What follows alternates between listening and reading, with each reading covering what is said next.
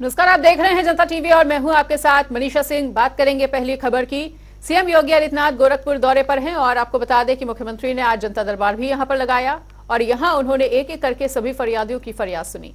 साथ ही मौके पर मौजूद अधिकारियों को समस्याओं के त्वरित निस्तारण के निर्देश भी दिए गए।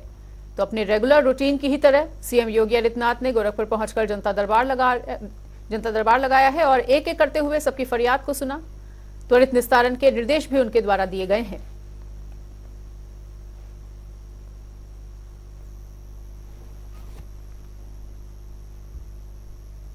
तो सीएम योगी आदित्यनाथ गोरखपुर दौरे पर हैं और आपको बता दें कि मुख्यमंत्री ने बीआरडी मेडिकल कॉलेज विशेष संचारी रोग नियंत्रण अभियान का शुभारंभ किया है।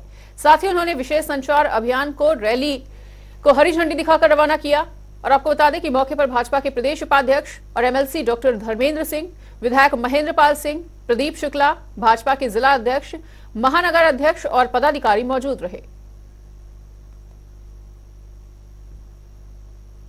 अलग अलग क्षेत्रों में अलग अलग प्रकार की ये विषाणु जनित बीमारियां वहां पर आम जनजीवन को प्रभावित करने के साथ साथ व्यवस्था को चुनौती देती थी। लेकिन जब अंतर विभागीय समन्वय हुआ, स्वास्थ्य विभाग को नोडल विभाग बनाया गया, स्वास्थ्य विभाग के साथ नगर विकास विभाग, ग्राम्य और विकास और पंचायती राज विभाग, महिला और बाल विकास विभाग, स्कूली शिक्षा के विभागों को जोड़ करके दिव्यांगजन कल्याण विभाग आदि सभी विभागों को जोड़ करके जब एक कार्यक्रम प्रारंभ हुआ और सबसे कहा गया नगर विकास स्वच्छता के कार्यक्रम को नगरीय क्षेत्रों में, तो ग्रामीण क्षेत्र में यही कार्य पंचायती राज को करना है। शुद्ध पेयजल की आपूर्ति नगरीय क्षेत्र में नगर विकास को करना है, तो ग्रामीण क्षेत्र में ग्राम्य विकास विभाग को इस कार्य को करना है। हर बीमारी की जड़ है कुपोषण, गंदगी या कुपोषण। कुपोषण के खिलाफ महिला और बाल विकास विभाग के माध्यम से एक अभियान चलाना और सभी विभागों ने अपनी जिम्मेदारियों का निर्वहन किया, तो परिणाम आप सबके सामने है। परिणाम आज से 5 वर्ष पहले इसी सीजन में अकेले इस बीआरडी मेडिकल कॉलेज में 500 से 600 इंसेफ्लाइटिस के मरीज होते थे और मृत्यु की संख्या भी लगातार बढ़ती थी। जब ये सीजन 15 नवंबर के बाद समाप्त होता था तब तक 500-600 मौतें हो चुकी होती थी। लेकिन आज मुझे बताते हुए प्रसन्नता है, जापानी इंसेफ्लाइटिस का एक भी पेशेंट आज के दिन पर नहीं है। एक्यूट इंसेफ्लाइटिस से जो मामले आ रहे हैं उसमें हमने दोनों उपाय किए हैं। एक, सर्विलांस को मजबूत किया, इंसेफ्लाइटिस ट्रीटमेंट सेंटर चल रहे हैं, मिनी पीपो हर जगह स्थापित हुए हैं, कुछ सरकार ने किए हैं, डबल इंजन की सरकार ने किया है, कुछ सीएसआर से स्थापित हुए हैं। मैन पावर की आपूर्ति वहां की गई है, ट्रेनिंग के कार्यक्रम हुए हैं। सर्विलांस को दस्तक अभियान के माध्यम से घर घर जाकर के एएनएम और आशा वर्कर जाकर के उस हर व्यक्ति को जो किसी प्रकार से पीड़ित है या लापरवाही करते थे, उन सभी लोगों को हॉस्पिटल तक पहुंचाने की व्यवस्था की गई। और इसी बीच एक बड़ी खबर का रुख कर लेते हैं। बड़ी खबर, अहम जानकारी आपको बता दें, इस वक्त की बड़ी खबर गोरखपुर से सामने आती हुई, जहां गोरखपुर दौरे पर सीएम योगी आदित्यनाथ हैं। तो सीएम योगी आदित्यनाथ का गोरखपुर दौरा और उसी से जुड़ी हुई ये बड़ी खबर आपको बता रहे हैं। गोरखपुर दौरे पर सीएम योगी आदित्यनाथ और आज उनके दौरे का तीसरा दिन है। गोरखपुर के तीसरे दिन सीएम योगी आदित्यनाथ एक श्रद्धांजलि समारोह में भी शिरकत करते हुए नजर आएंगे। आपको बता दें कि महंत अवैधनाथ की श्रद्धांजलि समारोह में शिरकत करने के लिए पहुंचेंगे सीएम योगी आदित्यनाथ और समारोह के बाद पीपीगंज भी जाएंगे सीएम योगी। तो गोरखनाथ कृषि विज्ञान केंद्र भी जाएंगे और उसके बाद किसानों को कई बड़ी सौगातें भी सीएम द्वारा दी जाएंगी। तो किसान भवन का भी लोकार्पण सीएम योगी आदित्यनाथ द्वारा किया जाएगा और किसानों के हित में कई परियोजनाएं हैं ये, जिनका लोकार्पण सीएम करेंगे। और इस दौरान मंत्री सूर्य प्रताप शाही भी कार्यक्रम में मौजूद रहेंगे। तो सीएम योगी आदित्यनाथ प्रतिमा का अनावरण भी करेंगे वहां पर पहुंचकर और राम बहादुर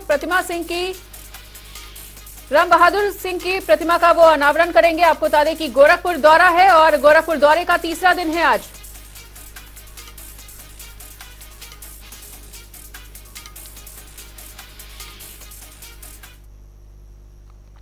और इस बीच एक और बड़ी जानकारी आ रही है सामने, उसका भी रुख कर लेते हैं।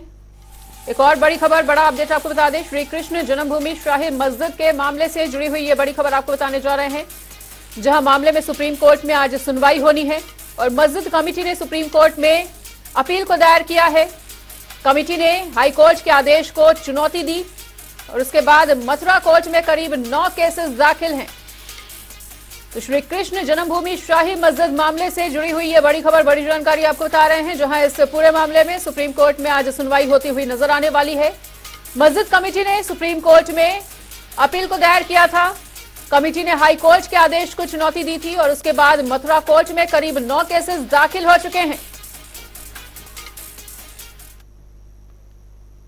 वहीं इसी पीछे एक और बड़ी जानकारी आ रही है, एक और बड़ी खबर का रुख कर लेते हैं। बड़ी खबर, अहम जानकारी आपको बता दें, अतीक के 2 नाबालिग बेटों से जुड़ी हुई ये बड़ी खबर आपको बताने जा रहे हैं, जहां सुप्रीम कोर्ट में मामले में आज सुनवाई होगी और अतीक की बहन शाहीन ने कस्टडी की मांग की है। तो अतीक के 2 नाबालिग बेटों से जुड़ी हुई ये बड़ी जानकारी आपको दे रहे हैं, जहां सुप्रीम कोर्ट में आज इस मामले में सुनवाई होनी है और अतीक की बहन शाहीन ने इस पूरे मामले को लेकर कस्टडी की मांग भी की है। तो ये अहम जानकारी आपको बता रहे हैं, जहां सुप्रीम कोर्ट में आज इस अहम मामले में अहम सुनवाई।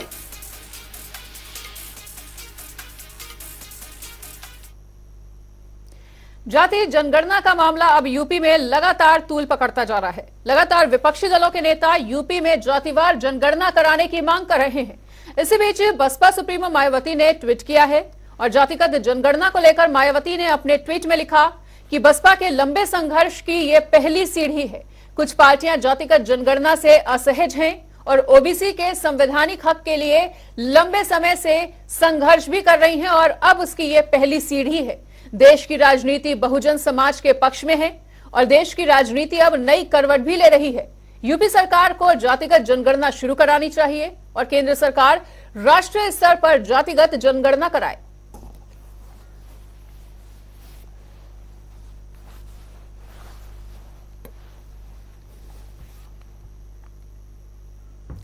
कांग्रेस नेता अजय कुमार लल्लू ने भी जातिगत जनगणना की मांग को लेकर सीएम योगी आदित्यनाथ को पत्र लिखा और उन्होंने पत्र में लिखा है कि यूपी में जातिगत जनगणना कराई जानी चाहिए। क्रांतिकारी बदलाव बिना आंकड़ों के संभव नहीं है।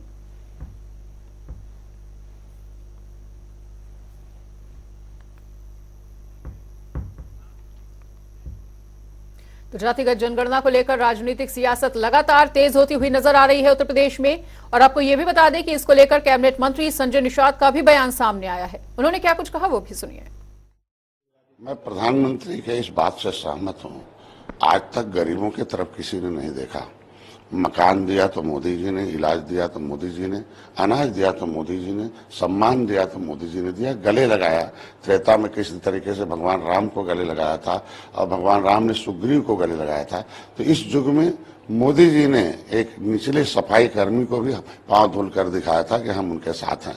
आज के दिन में जब संविधान के सेंसस मैनुअल 1961 के अनुसार कम्युनिटीज बनी हुई है कि लेदरमैन कौन है, उनकी उपजाति कौन है, वाशरमैन कौन है, फिशरमैन कौन है, क्राफ्ट्समैन कौन है, तो मिल्कमैन और ये लोग हीरो रहेंगे, बाकी जातियों को आप बांट कर जीरो बनाएंगे, ऐसा नहीं हो सकता। कम्युनिटी के अनुसार इनको संवैधानिक सुरक्षा, हमें संविधान से सुरक्षा चाहिए, संविधान से न्याय मिलता है, संविधान से ही विकास होता है, भविष्य बनता है। ये नेता के चक्कर में, नेता तो ऐसे ही बांटते रहते हैं, ये बांटने वाला काम है। बांटो, फूट डालो, राज करो। तो जातिगत जनगणना पर सपा के प्रवक्ता अमीक जामई का भी बयान सामने आया है और उन्होंने भी क्या कुछ कहा वो भी सुनिए। नीतीश जी की सरकार के द्वारा बिहार का जो सेंसस सामने आया है, ये दिखाता है कि कोई भी राज्य सरकार चाहे तो 1 साल के अंदर ऐसी कोई भी जांच, चाहे वो SC ST हो, OBC हो, मोस्ट बैकवर्ड हो, मुसलमान हो या सामान्य वर्ग की वो जातियां जो आर्थिक रूप से पीछे रह गई हैं, इसको पता लगाने के लिए एक सर्वे बिठाया जा सकता है। लेकिन नरेंद्र मोदी जी जब से सत्ता में आए हैं वो जातिगत जनगणना के खिलाफ है। जब से योगी आदित्यनाथ जी सरकार में आए हैं वो जातिगत जनगणना के खिलाफ है। अब बिहार की नजीर को देखते हुए माननीय अखिलेश यादव जी ने जो पूरे उत्तर प्रदेश में एक बहुत बड़ा जनसंघर्ष जातिगत जनगणना के लिए वो जिले जिले गए, पूरे उत्तर प्रदेश में यात्राएं निकाली गई समाजवादियों के द्वारा हम चाहते हैं कि मुख्यमंत्री के दफ्तर में 80% जो IAS IPS ऑफिसर हों वो SC ST OBC के हों, जो कि वहां पे नहीं है। आप DM और कप्तान की उत्तर प्रदेश की लिस्ट देखिए तो एक जाति की लिस्ट है जो मेजॉरिटी में। उधर कांग्रेस अध्यक्ष अजय राय ने देवरिया में 6 लोगों की हत्या पर यूपी सरकार को घेरने का काम किया है और आपको बता दें कि उन्होंने कहा कि उत्तर प्रदेश में जंगल राज है, मंत्री और विधायक के घर हुई हत्या के मामले में भी कोई कार्रवाई नहीं हुई।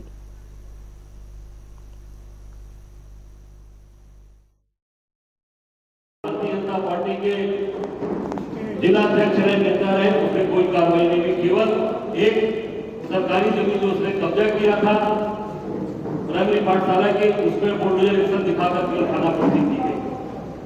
और जो आपने देखा होगा गौशामी के अंदर दलित परिवार के 3 लोगों की हत्या कर दी गई और वहां पर पहले से डिप्टी CM केशव मौर्य के बेटे के द्वारा गरीबों की दलितों की जमीन कब्जा की गई, उसमें भी कोई कार्रवाई नहीं हुई, कुछ नहीं हुआ। अगली खबर मुजफ्फरनगर से, जहां पशुओं में बुखार तेजी से फैल रहा है। वहीं बढ़ते संक्रमण की स्थिति को देखते हुए केंद्रीय मंत्री डॉक्टर संजीव बालियान खुद सड़कों पर उतर आए हैं। इसी कड़ी में मंत्री संजीव बालियान ने दूध डेयरी संचालकों पर कार्रवाई करने के आदेश भी दिए और दरअसल डेयरी संचालक पशुओं का गोबर नाली में बहाते हैं, जिससे प्रदूषण के साथ ही साथ बीमारियां भी तेजी से फैल रही हैं।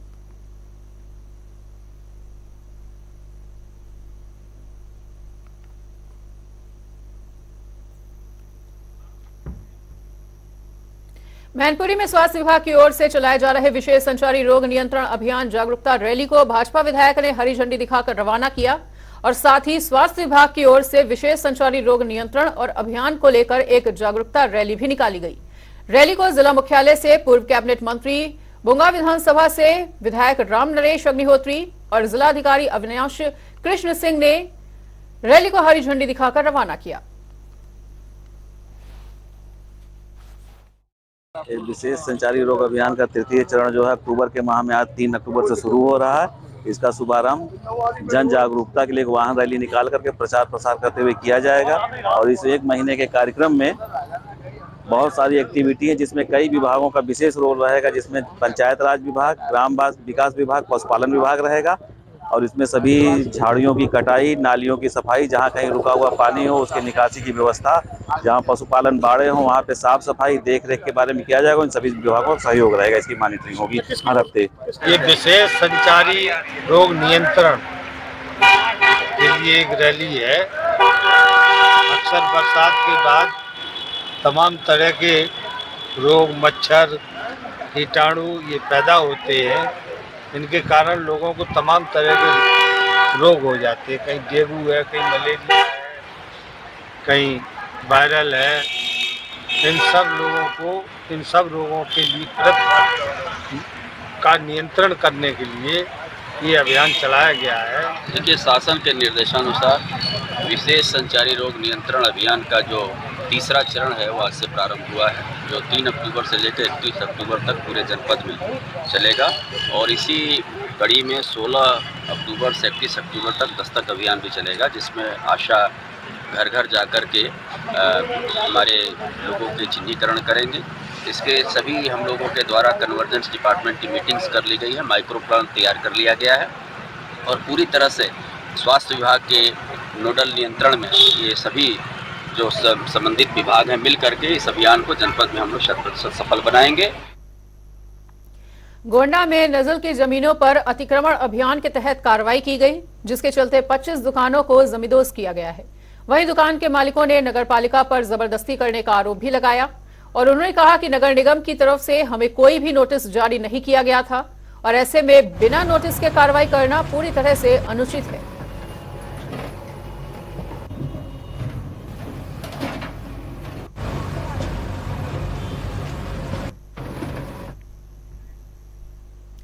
जिस पल के इंतजार में ना जाने कितनी पीढ़ियां गुजर गईं, जिस वक्त को आने में ना जाने कितनी देर लग गई, अब वो वक्त आ चुका है, वो घड़ी करीब आ चुकी है। साधु संत हर पल राम मंदिर में प्राण प्रतिष्ठा महोत्सव का जायजा लेने पहुंच रहे हैं। देखिए हमारी ये खास रिपोर्ट।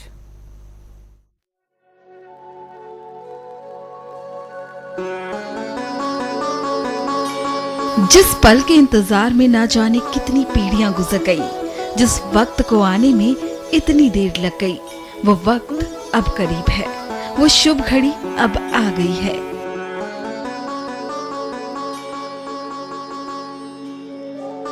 करोड़ों लोगों की आस्था के प्रतीक भगवान राम अपने घर में विराजमान होने वाले हैं। अयोध्या दुल्हन सी सजकर तैयार है। अस्थायी टेंट से निकलकर रामलला अपने घर में पधारेंगे और उसी शुभ मुहूर्त की गवाह बनने वाली है पूरी दुनिया, जिसकी तैयारियां जोर शोर से चल रही हैं। साधु संत हर पल मंदिर में प्राण प्रतिष्ठा महोत्सव का जायजा लेने पहुंच रहे हैं। इसी के साथ मंदिर में इस्तेमाल होने वाले स्तंभ भी मंदिर पहुंच रहे हैं। रामायण के प्रसंग को क्षेत्रीय भाषाओं में अंकित कर श्री राम वन गमन मार्ग पर लाल पत्थर से निर्मित श्री राम स्तंभ लगाए जाएंगे।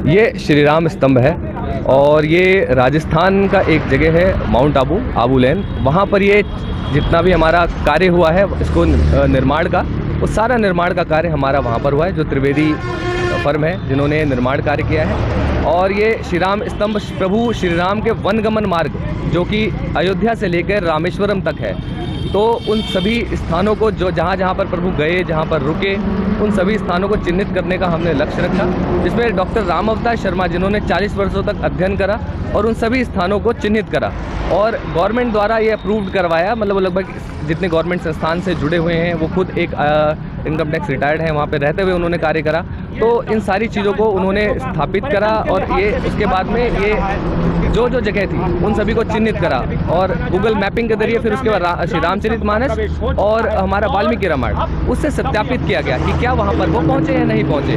उसके बाद में ऐसे 290 स्थान चिन्हित करे गए कि जहाँ पर भगवान प्रभु श्री राम रुके पहुँचे इस वनगमन मार्ग पे। तो हमने सोचा, अशोक सिंघल फाउंडेशन ने, M2K फाउंडेशन ने सोचा कि इन सभी स्थानों को एक माला में पिरो के सभी जनता के समक्ष, सभी भक्तों के समक्ष प्रस्तुत करा जाए और एक श्री राम स्तंभ के माध्यम से सबके समक्ष प्रस्तुत करें।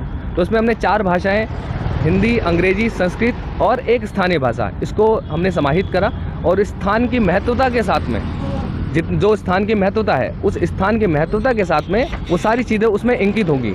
इसके साथ साथ इसमें सूर्यवंश के जो चिन्ह है, जैसे कि प्रभु का धनुष, प्रभु की कोटी जो तिलक है, वो भी इसमें रखा गया। साथ में एक पीतल का ध्वज होगा 3.5 से 4 फीट का, जो इस पे हमेशा लहराता रहेगा। और इसकी आयु वर्ष जो हम बात करें, इस स्तंभ की जो आयु वर्ष वो लगभग 1000 वर्ष रखा गया। बता दें कि इन स्तंभों को लगाने के बाद अयोध्या की पौराणिकता की पहचान होगी।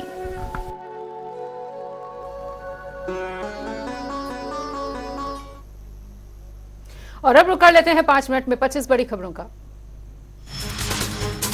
मुख्यमंत्री योगी आदित्यनाथ के इंस्टाग्राम पे 17 लाख हुए फॉलोअर्स। देश के राजनेताओं में तीसरे सबसे ज्यादा है फॉलोअर्स। उन्नाव में संदिग्ध परिस्थितियों में मिला युवती का शव। कल शाम से जानवरों के लिए चारा लेने गई थी खेत। घटनास्थल की जांच में जुटी हुई है पुलिस। उन्नाव में मारपीट का लाइव वीडियो वायरल। पैसों की लेन देन को लेकर 2 पक्षों में जमकर मारपीट। युवकों ने पिता और पुत्र की बैट से जमकर की पिटाई। आगरा में बच्चों के विवाद में दबंगों ने किया हंगामा। मासूम बच्चों सहित महिला को जमकर पीटा। घायल को पुलिस ने अस्पताल में कराया है भर्ती। सहारनपुर में पुलिया पर बैठे दिखाई दिए तेंदुए। गांव में फैला भय का माहौल। कैमरे से की जा रही है तेंदुए की खोज। आजमगढ़ में 2014 में हुए मजदूर हत्याकांड मामले में चल रहे ट्रायल को लेकर आरोपी मुख्तार अंसारी की वर्चुअल और गवाहों की आज हो सकती है पेशी।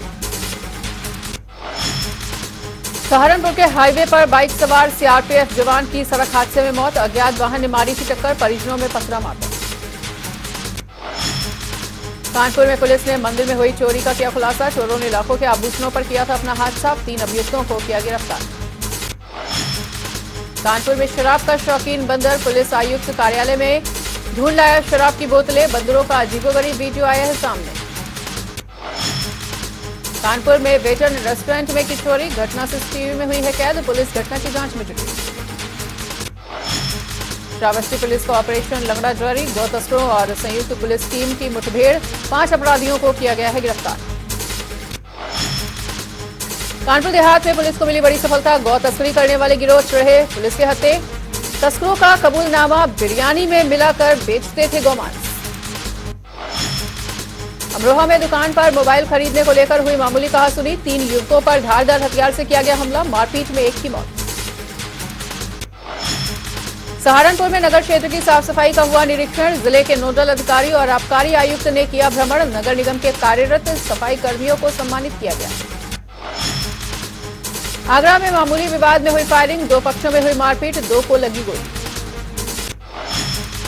कन्नौज में अस्पताल का डीएम ने किया औचक निरीक्षण, सीएमएस सहित अन्य स्टाफ वार्ड में रहे मौजूद, परिसर में साफ सफाई की व्यवस्था को देख सीएमएस की सफाई की। रायबरेली में चोरों को नहीं रहा अब पुलिस का कोई खौफ, दिन दहाड़े बाइक पर किया अपना हादसा, चोरी की घटना सीसीटीवी में हुई है कैद। चंदौली में पुलिस को मिली बड़ी कामयाबी, गोवंश की खेप हुई बरामद, हालात देख आग बबूला हुए पूर्व विधायक। सहारनपुर में छात्रों के 2 गुटों पर हुई मारपीट, लड्डू चोरी को लेकर हुआ विवाद, मौके पर पहुंचे अभिभावकों ने मामले को कराया शांत। महोबा में तेज रफ्तार का कहर, कंटेनर और ट्रक के बीच हुई भीषण टक्कर, 1 की मौत, 3 घायल। कानपुर में पुलिस को मिली बड़ी सफलता, गांव में चल रहा था जुए का बड़ा खेल, छापेमारी कर 14 जुआरियों को किया गया है गिरफ्तार। आगरा में स्वास्थ्य विभाग ने संचारी रोग नियंत्रण के तहत जागरूकता रैली का किया आयोजन, रोगों से बचाव और उपचार के प्रति लोगों को किया गया जागरूक, रैली में स्कूली बच्चों ने लिया बढ़ चढ़कर हिस्सा। लखनऊ में सिविल अस्पताल में लगी मरीजों की भारी भीड़, अधिकतर मरीज तेज बुखार से हैं परेशान, ब्लड जांच, अल्ट्रासाउंड, एक्सरे के लिए दिख रही है लंबी तारीख।